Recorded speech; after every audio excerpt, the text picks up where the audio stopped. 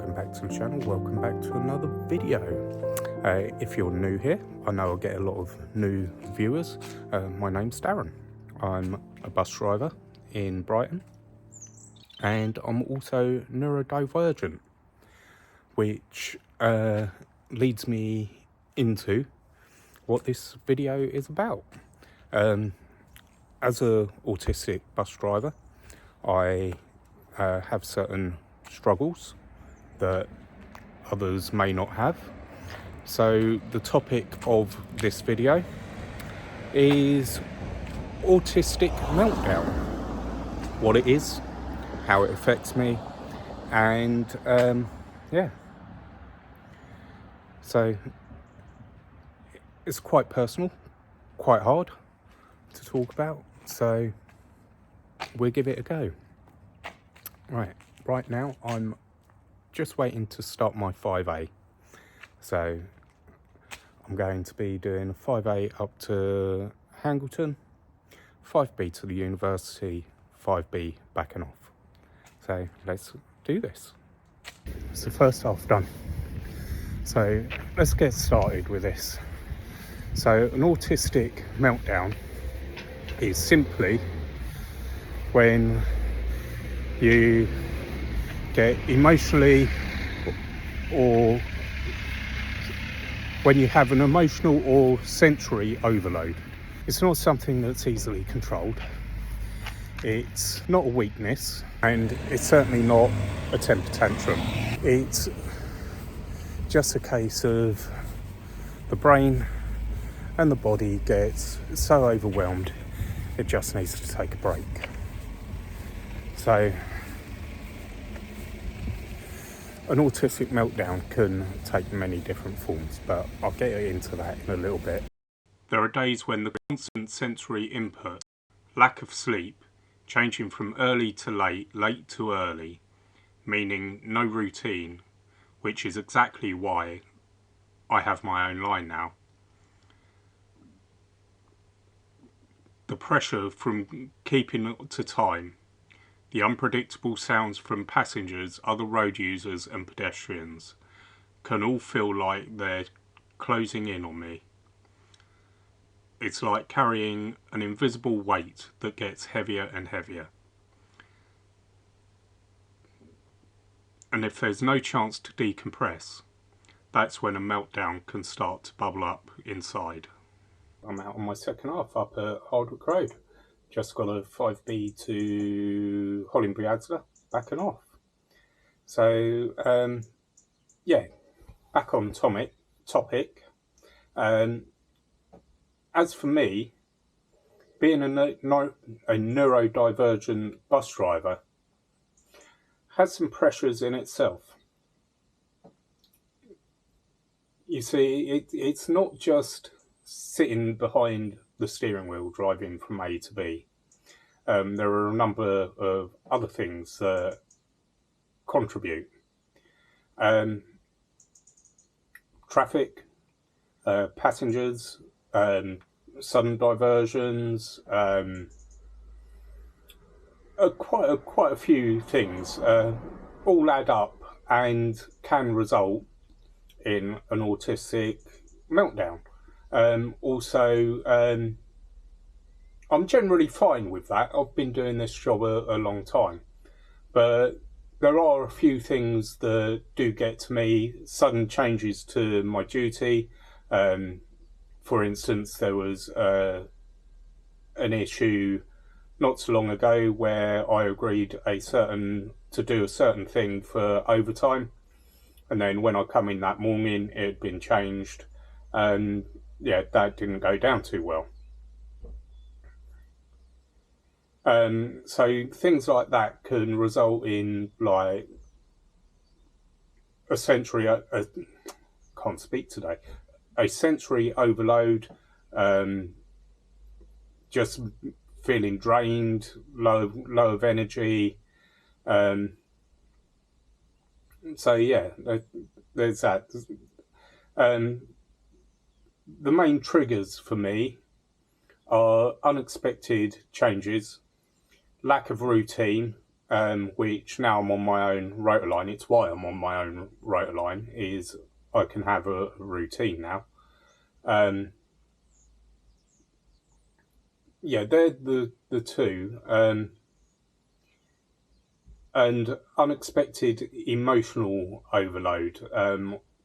I had that just recently as well. So, yeah. Anyway, I'm going to do this run through to Hollenbury, and I'll speak to you in a little bit.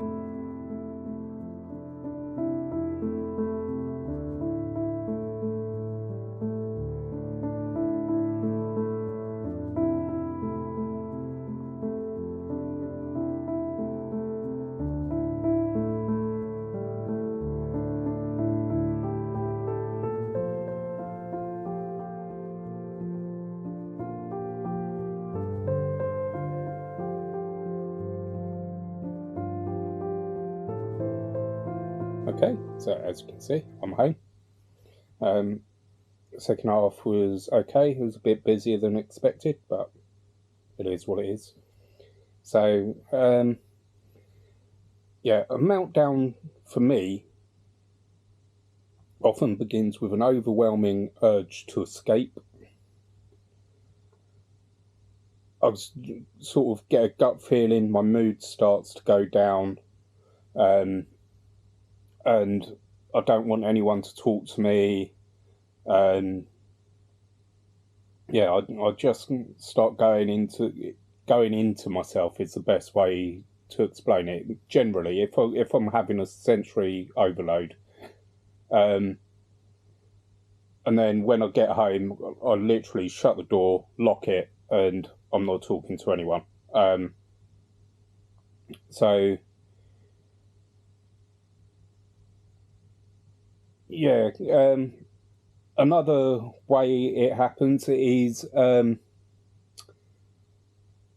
if, for instance, I'm expecting something or something's going along and someone suddenly changes that, that can result in quite an instant aggressive response.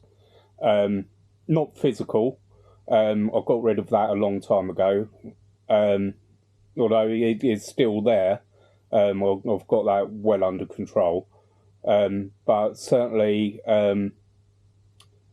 the more aggressive side of me does tend to show a little bit when a change happens, an unexpected change.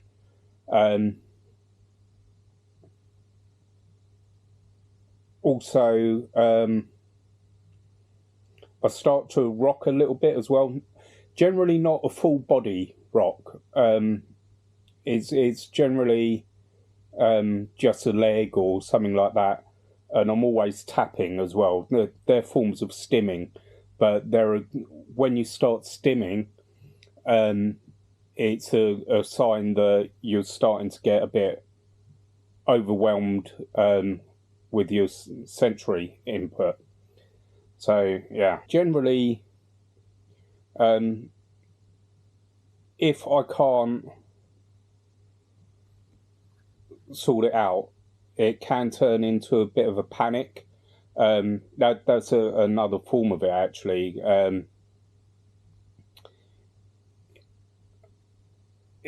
When I have a sensory or an emotional overload, particularly if it's unexpected, I go into like a panic speech, which is another form of autistic meltdown. What I mean by that is I'm sort of incoherent, and I just babble a lot of rubbish, a bit like I'm doing now. The only time that's happened, I mentioned it a couple of videos ago. It caught me a bit unawares that I found myself attracted to a particular young lady, and yeah, I just went into full meltdown. One of the hardest parts about having a meltdown especially in public or in front of other people, is the aftermath of it. There can be a certain amount of shame, certainly a lot of frustration. I find myself worrying that I'm going to be judged or misunderstood. It really can feel incredibly isolating, but I know I'm not alone. I know there's plenty of people out there who are autistic, who suffer the same sort of things as I do. Many of us go through it, and it's perfectly valid to struggle sometimes. I think everyone does. It's just that autistic people maybe just a little bit more. Now you know what an autistic meltdown is and why we have them. Let's talk about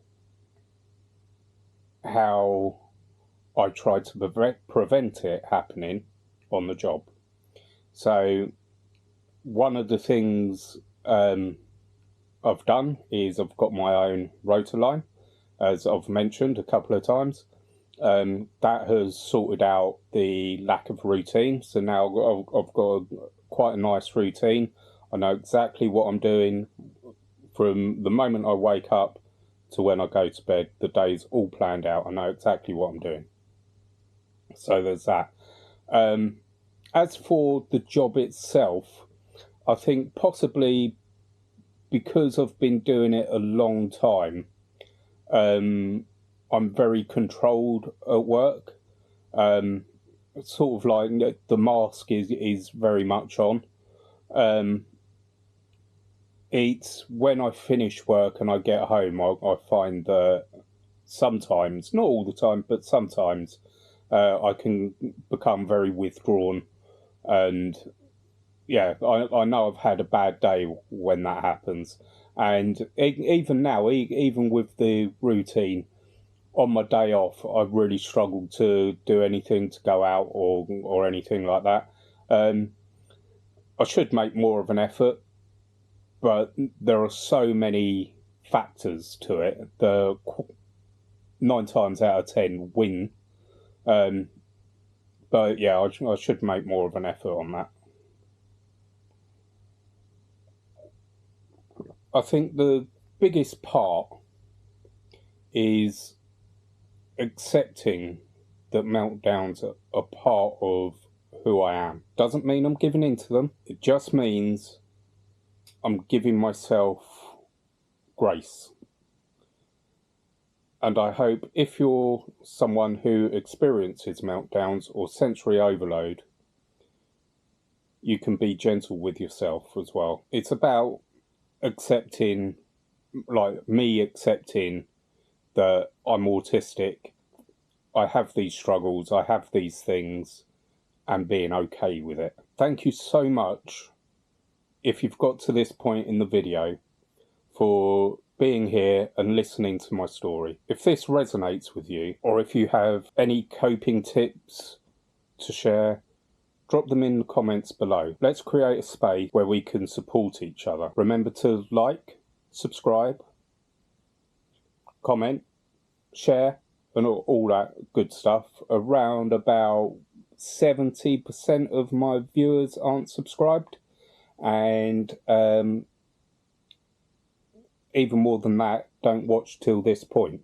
So if you've got to this point in the video, thank you very much. I really appreciate you. If you want to see more content about life as a neurodiverse bus driver, let me know in the comments below. I still have one more that I want to do, I think, for the playlist. I just wanted to create a playlist on my experience of being autistic. So, hence these videos. But yeah, thank you very much for watching. Do all the good stuff, as I said before, hit the notification bell and all that jazz.